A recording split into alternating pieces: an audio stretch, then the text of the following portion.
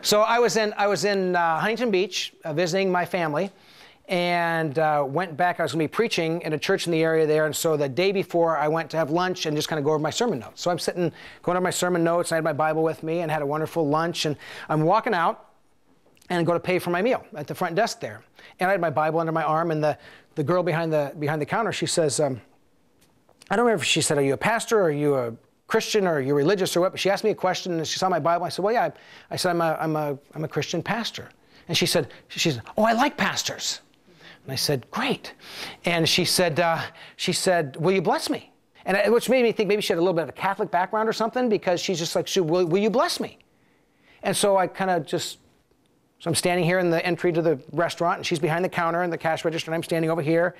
And I said, which I think we should all say in those moments, I said, sure. You don't have to be a pastor to bless someone.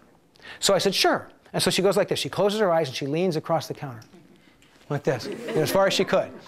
And so in this case, you know, I actually reached across and put my hand on her forehead, and I gave her the blessing that God gave Aaron to give to the people of Israel. And may the Lord bless you and keep you. May the Lord make his face to shine. And I gave that word of blessing. You know, and I said, amen. She said, thank you. I said, you're welcome.